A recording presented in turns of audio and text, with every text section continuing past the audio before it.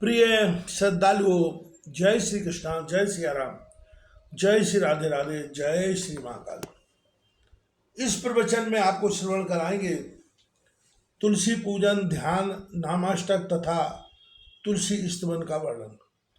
नारद जी ने पूछा, प्रभु, जिस समय भगवान नारायण ने तुलसी को अपनी प्रिया बनाकर उनकी पूजा की, उस समय किस विधि से उनका पूजन किया गया था और किस प्रकार स्तुति की गई थी, यह प्रसंग सुनाने की कृपा करें। भगवान सबसे पहले देवी की पूजा किसने की और इनका स्तवन किया अथवा किस प्रकार ये देवी सुपूजित हुई, यह सभी मैं आपसे सुनना चाहता हूँ।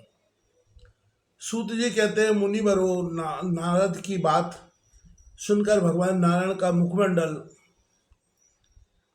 प्रसन्नता से खिल उठा। उन्होंने पापों का ध्वंस करने वाली परम पुण्यमयी कथा कहनी आरंभ कर दी।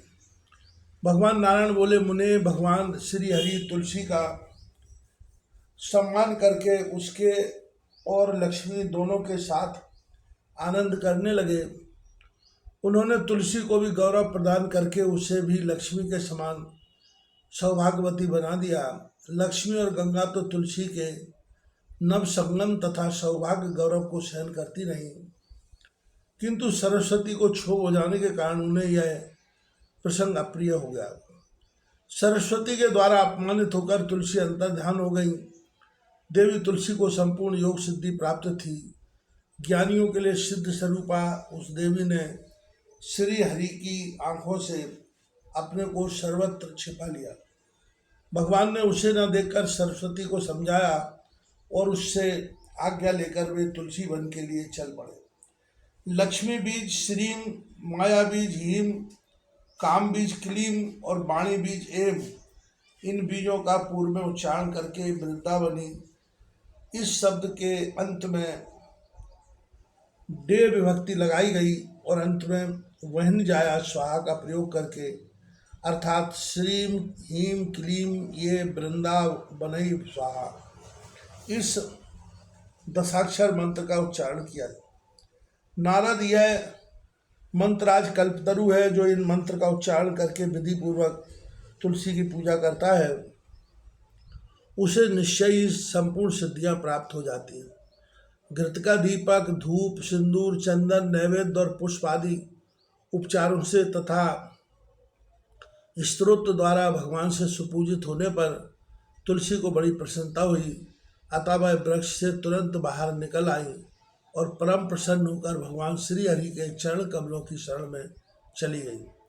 तब भगवान ने उसे वर दिया, देवी तुम सर्वपूज्या हो जाओ, तुम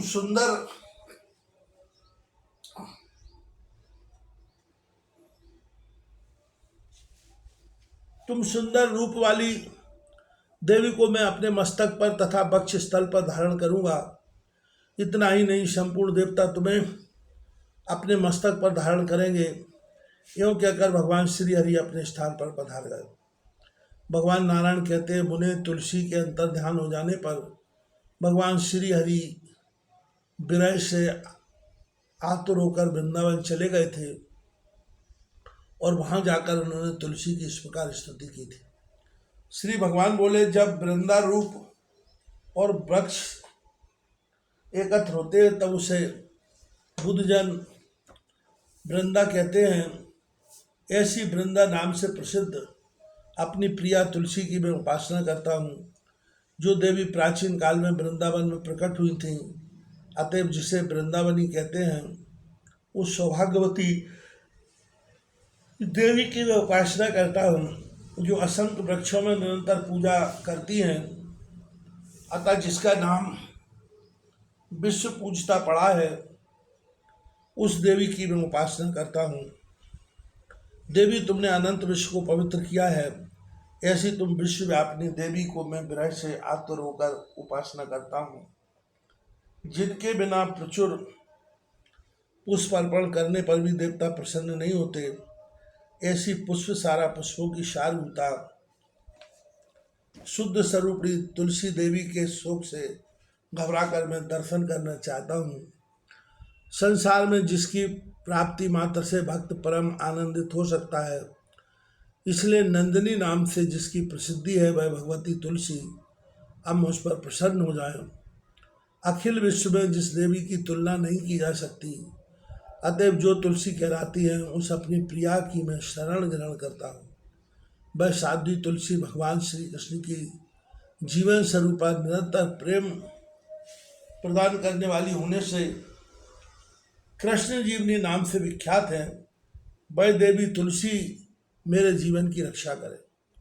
इस प्रकार स्तुति करके लक्ष्मीकांत भगवान श्री हरि वहीं विराजमान हो गए। इतने में उनके सामने साक्षात तुलसी प्रकट हो गई। उस साध्वी ने उनके चरणों में तुरंत मस्तक झुका दिया। अपमान के कारण उस माननी की आंखों से आंसू बह रहे थे, क्योंकि पहले उसे बड़ा सम्मान मिल चुका था। ऐसी प्रिया तुलसी को देखकर भगवान श्री हरि ने उसे तुरंत हृदय से लगा लिया। साथ ही सरस्वती से आज्ञा लेकर उसे अपने साथ ले गए। प्रयत्न पूर्वक सरस्वती के साथ तुलसी का प्रेम स्थापित करवाया। साथ ही भगवान ने तुलसी को वर दिया, देवी तुम सर्व पूज्या और सिरोधार्या हो, सब लोग तुम्हारा आदर एवं सम्मान करें। भगवान विष्णु के इस प्रकार कहने पर वह देवी परम संतुष्ट हो गई। सरस्वती ने उसे खींचकर अपने पास बैठा लिया। नारद उस समय लक्ष्मी और गंगा के मुख पर हंसी छा गई। उन देवियों ने विनय पूर्वक साध्वी तुलसी का हाथ जोड़कर हाथ पकड़कर उसे भवन में प्रवेश कराया। वृंदावनी विश्व पूजिता विश्व पावनी पुष्पसारा नंदिनी तुलसी और कृष्ण जीवनी, ये देवी तुलसी के 8 नाम हैं। वह सार्थक नामावली स्तोत्र के रूप में परिणित है। जो पुरुष तुलसी की पूजा करके इस नामाष्टक का पाठ करता है उसे अश्वमेध यज्ञ का फल प्राप्त हो जाता है। कार्तिक की पूर्णिमा तिथि को देवी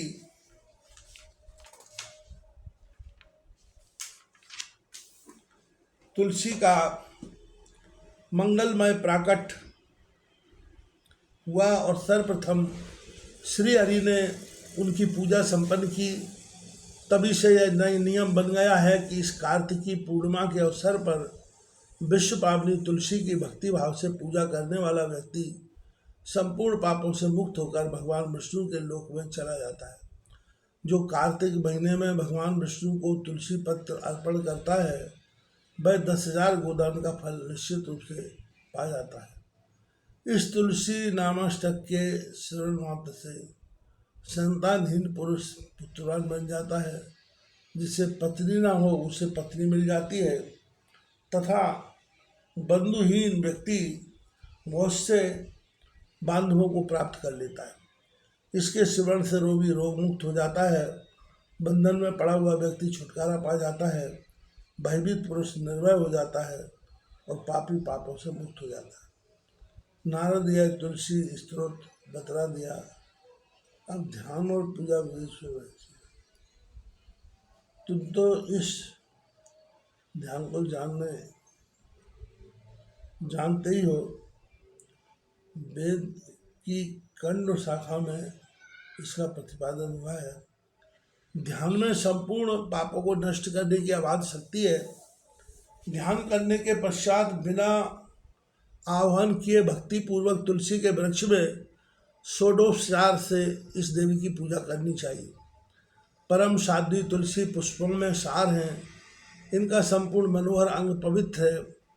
किए हुए पाप को भस्म करने के लिए प्रज्वलित अग्नि की लपट के समान है। पुष्पों में किसी से भी इनकी तुलना नहीं की जा सकती। वेदों में इनकी महिमा वर्णित है। सभी अवस्थाओं में ये पवित्रतामय बनी रहती है। तुलसी नाम से इनकी प्रसिद्धि है। भगवान इन्हें अपने मस्तक पर धारण करते हैं। सभी को इन्हें पाने की इच्छा लगी रहती है। विश्व को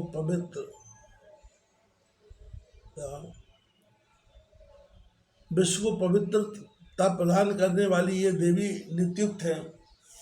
मुक्ति और भगवान श्री हरि की भक्ति प्रदान करना इनका सहज गुण है। ऐसी भगवती तुलसी की मैं उपासना करता हूँ। विद्वान पुरुष इस प्रकार ध्यान पूजन और स्तवन करके देवी तुलसी को प्रणाम करें। नारद तुलसी का उपाख्यान कह चुका हूँ। जय श्री राम, जय श्री राम।